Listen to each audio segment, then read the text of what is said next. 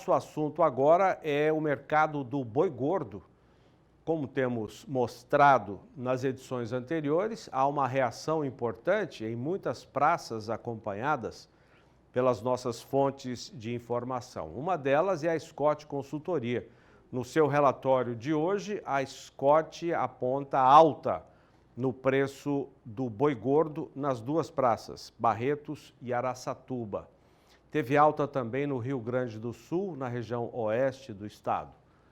E o indicador de boi, que é uma média dos últimos 5 dias, também em alta hoje na Praça de São Paulo. Nós vamos mostrar os dados detalhadamente daqui a pouco. Agora eu converso com um dos analistas da Scott Consultoria, o Felipe Fabre, que vai falar conosco ao vivo pela internet. Ô Fabre, muito boa noite, obrigado pela sua participação aqui no programa. Vocês dizem, o relatório da Scott diz que a indústria frigorífica já sente os efeitos da diminuição, da redução das escalas de abate. Como é que é isso? Detalha para nós, por favor. Boa noite, Saidan. Boa noite a todos que estão nos acompanhando. Primeiro ponto, o que a gente está acompanhando esse 2024 é um movimento mais dentro da normalidade de entre-safra. Tá? A gente pode falar que a entre-safra, enfim, deu as caras no mercado do boi gordo nesse 2024, enquanto no ano passado a gente assistia ainda um volume principalmente de fêmeas chegando com mais força ainda em meados de junho até agosto. Esse ano a gente já começou a ver a oferta de fêmeas um pouco mais compassada chegando às indústrias frigoríficas e junto desse comportamento de diminuição da oferta de fêmeas ou de uma oferta um pouco mais compassada dessas categorias, a oferta de boiadas terminadas de modo geral também diminuiu, principalmente aquelas oriundas dos sistemas de produção a pasto. Então agora a indústria está encontrando um pouco mais de dificuldade em algumas regiões para comprar boiadas, e nós tivemos alguns fatores, além da oferta, que também influenciaram positivamente a margem das indústrias, principalmente as exportadoras, que em meio a esse cenário de oferta menor e maior remuneração, em meio a câmbio elevado e exportação aquecida, conseguiram aí pagar um pouco mais pela arroba do boi gordo, tiveram que aumentar as suas ofertas de compra, que hoje em São Paulo giram entre R$ 220 até R$ 225 por arroba. Há relatos de R$ 230 em negócios esporádicos, negócios específicos, dada a proximidade da indústria frigorífica e o vendedor. Mas, enfim, é um mercado que tem trabalhado mais firme nesse finalzinho de mês e deve, na virada de mês, na primeira semana de julho, se manter com essa tendência de estabilidade à alta que a gente tem assistido.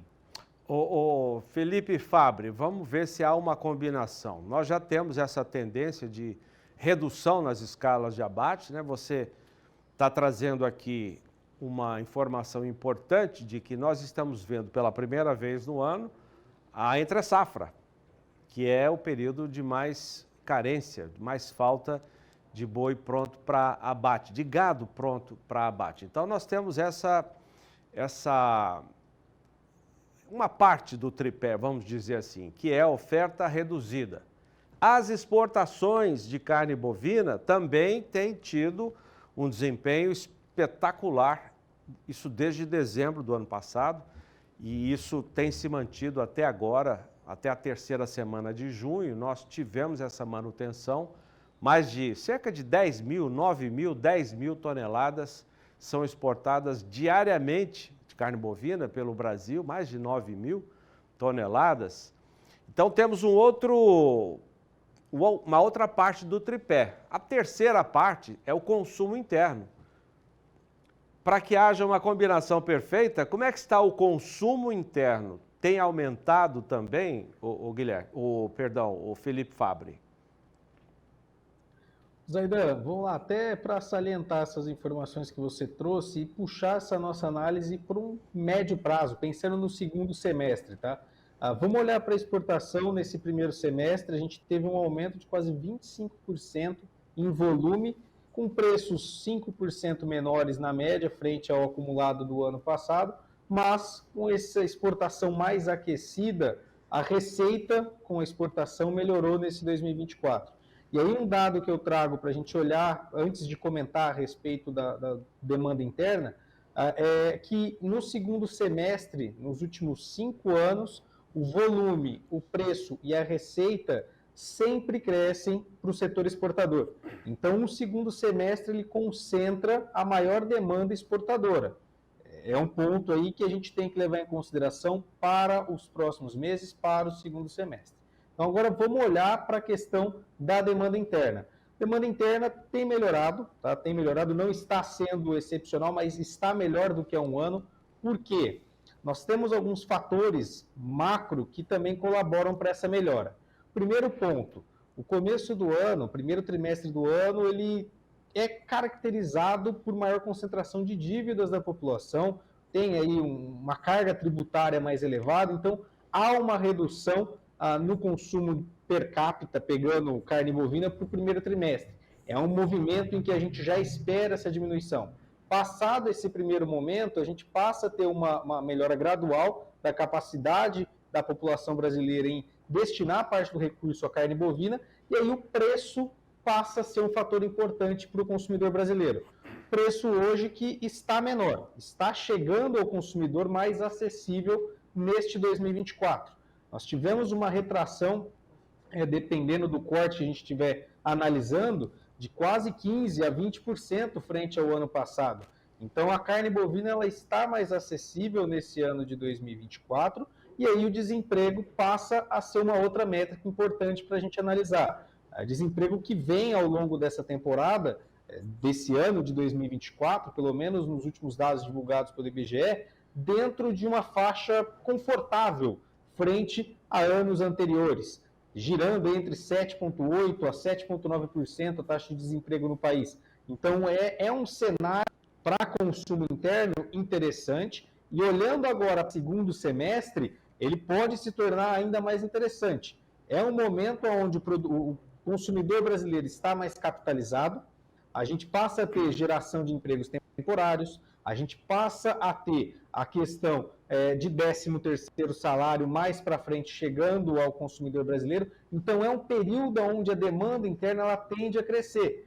Então, junto à exportação, que os dados históricos são favoráveis ao mercado brasileiro, a demanda interna tem melhorado e temos a expectativa de manutenção de preços ao consumidor daqui para o final do ano, mas com uma oferta que vem menor, ou seja, pressão de alta com relação ao arroba do boi gordo deve acontecer em função de melhora de demanda e redução de oferta. E isso tem refletido nos preços no mercado futuro lá na B3. Quando a gente olha para a tela para o mercado futuro, pensando em outubro, saída do gado de segundo giro, tem trabalhado mais próximo dos R$ 245 a R$ 246 reais por arroba, os contratos para outubro de 2024. Então, é um cenário que se desenha de recuperação nos preços da arroba do boi gordo daqui para frente, em função desse tripé que você acabou de apontar, puxado aí por melhora em 2 desses fatores e diminuição de oferta, gerando aí uma menor oferta de boiadas, aumento de preços. Que bom, boas informações. Eu vou pedir para colocar o preço do boi hoje em Barretos e Araçatuba. As praças são acompanhadas pela Scott Consultoria. Nós temos... Você consegue ver por aí, Felipe? Você quer comentar isso aí?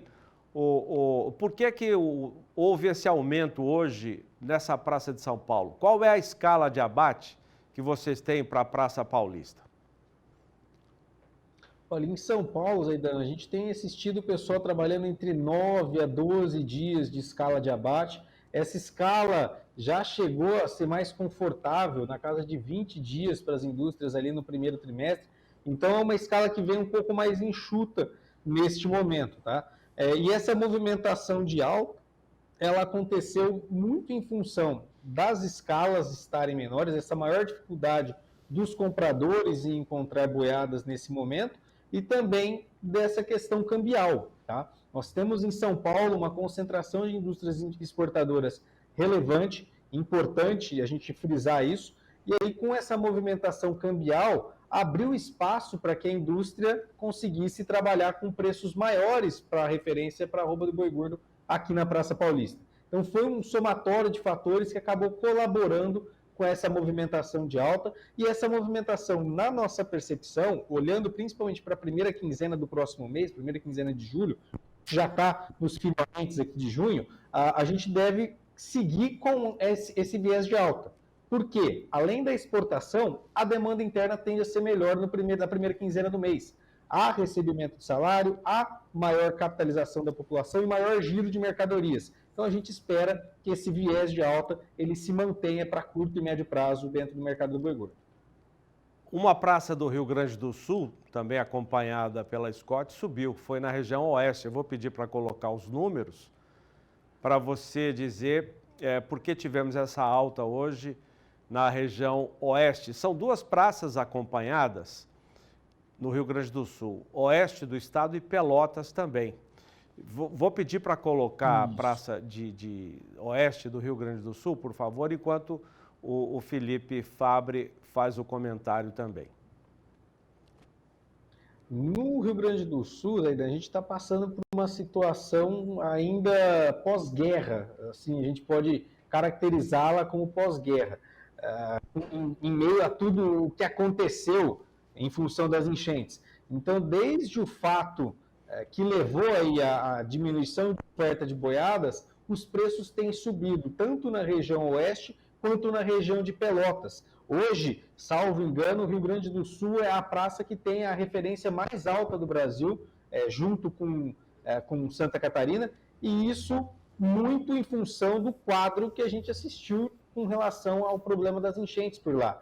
Houve uma dificuldade muito grande de logística, houve a perda de rebanhos por parte dos produtores, e isso influenciou na questão de oferta por parte dos compradores, que tiveram que aumentar os preços para conseguir adquirir boiadas por lá.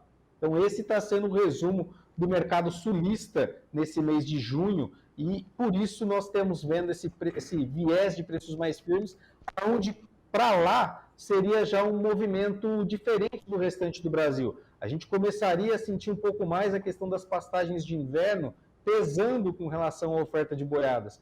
E a gente não está assistindo isso. Seria um mercado que, neste momento, sazonalmente, talvez não trabalhasse com viés de alta, diferente do Brasil Central.